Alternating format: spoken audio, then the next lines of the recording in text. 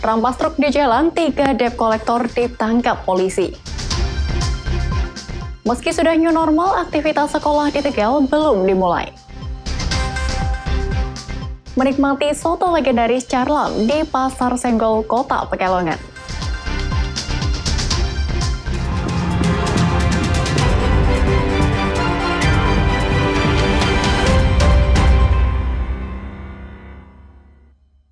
Ya, Kompas Pekalongan hari ini hadir dengan beragam informasi penting dan menarik baik dari Pekalongan maupun sekitarnya. Selain ketiga berita tadi, berita tentang banjir air pasang atau rop yang menggenangi puluhan rumah di Pekalongan, serta berita lainnya akan mengisi Kompas Pekalongan hari ini. Saya Nisa Sayuta, inilah Kompas Pekalongan selengkapnya di Kompas TV, independen, terpercaya.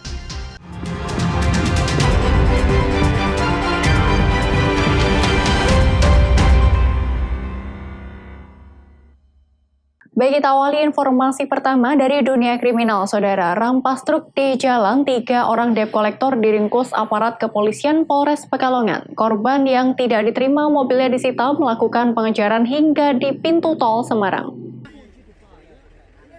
Inilah detik-detik penangkapan 3 orang debt kolektor yang merampas truk milik salah seorang warga Pemalang di pintu tol Kalikangkung, Semarang. Sempat terjadi adu mulut dan nyaris terjadi kericuhan karena pemilik truk tidak terima truknya diambil paksa oleh beberapa orang ini.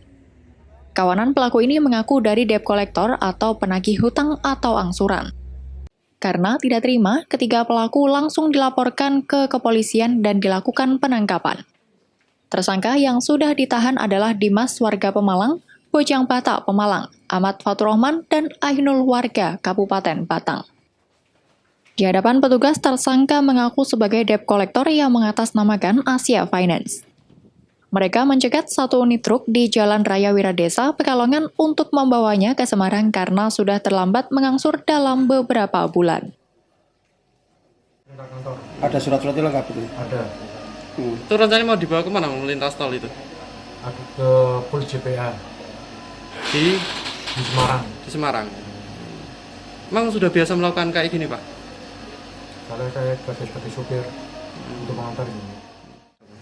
Untuk ini kita kenakan jerat pasal dari 363, kemudian mengarah juga ke ancaman kekerasan yang dilakukan di Pekalongan 368, kemudian juga kita mengarah kepada pasal 378 karena bujuk rayu daripada pelaku sehingga sopir merasa tertipu. Nah, demikian, dan ancaman hukumannya kurang lebih sekitar 7 tahun untuk 368. Kasat Reskrim Polres Pekalongan AKP Poniman menyebutkan, pihaknya menerima laporan perampasan truk lalu segera mengejar para pelaku. Kawanan tersangka berhasil ditangkap dengan memblokade saat di tol arah Semarang. Polisi menyita barang bukti truk yang sempat dirampas oleh ketiga pelaku. Poniman menambahkan untuk tersangka lain masih diselidiki karena ada 2 kelompok dengan 2 mobil. Mereka dijerat dengan pasal 363 tentang pencurian, 368 perampasan, dan 378 penipuan dengan ancaman maksimal dijerat 7 tahun penjara. Ari Himawan, Kompas TV, Pekalongan. Saudara, aparat kepolisian Polres Kota Pekalongan melakukan razia penerbangan balon udara. Petugas berhasil menyita belasan balon udara dari warga. Petugas kepolisian dari Polsek Selatan Kota Pekalongan menyisir lokasi penerbangan balon udara di Kelurahan Banyu Urip. Polisi mendapati balon udara yang siap diterbangkan oleh warga lengkap dengan petasannya. Sepekan setelah Hari Raya Idul Fitri, masyarakat di Kota Pekalongan biasanya mempunyai tradisi menerbangkan balon udara liar tanpa ditambatkan. Penerbangan balon udara liar ini membahayakan penerbangan karena bisa menabrak pesawat yang melintas. Dari razia ini, petugas menyita 15 balon udara yang belum sempat diterbangkan oleh warga. Kalau kita mengamankan lebih dari 15 balon, tapi kalau total petasan yang mulai dari kemarin, tadi pagi, mungkin sampai 10 tempat bisa kintalan. Ya. Ratusan petasan juga ya? Ya, ratusan kintalan kalau ditimbang. Sementara di langit Kota Pekalongan masih terdapat balon udara liar yang diterbangkan. Balon-balon ini sengaja dilepas oleh warga yang tersebar di beberapa lokasi dalam rangka memperingati tradisi tahunan Syawalan. Balon-balon dengan berbagai corak dan warna ini diterbangkan dengan tenaga asap. Kemudian digantungkan rangkaian petasan di bagian bawah balon yang nantinya meledak di ketinggian saat balon mulai mengudara. Pada semua masyarakat di Kota Pekalongan, hendaknya anjuran dari pemerintah, baik itu dari jajaran kepolisian, dari jajaran pemerintah kota, dan dari Koramil dan Kodim tentunya, ini untuk bisa diindahkan masyarakat tentunya.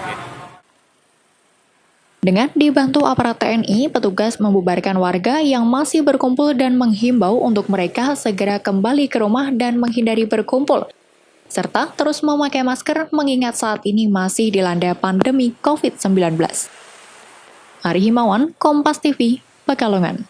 Guna mencegah penularan virus COVID-19, tradisi lopisan di Kelurahan Krapia, Kota Pekalongan yang biasa diselenggarakan pada sepekan setelah Idul Fitri ditiadakan.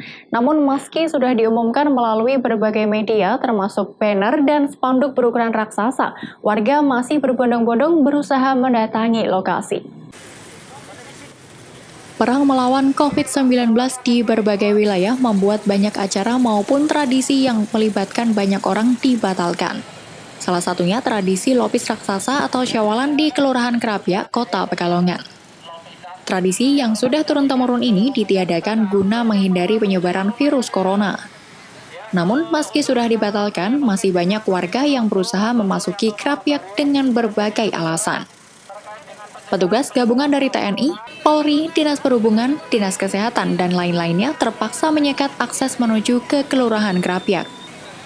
Siapa saja yang hendak memasuki Krapiak harus memperlihatkan identitas diri seperti KTP. Jika KTP-nya bukan warga setempat, maka tidak diizinkan masuk. Sedangkan bagi yang diizinkan masuk juga harus menjalani pemeriksaan suhu badan dan dicatat data dirinya. Ditiadakannya tradisi lopisan ini menjadi berkah bagi para pedagang lopis biasa yang berjejer di sepanjang jalan menuju Krapiak. Karena banyak warga yang akhirnya membeli lopis mereka karena tak bisa masuk ke Krapiak.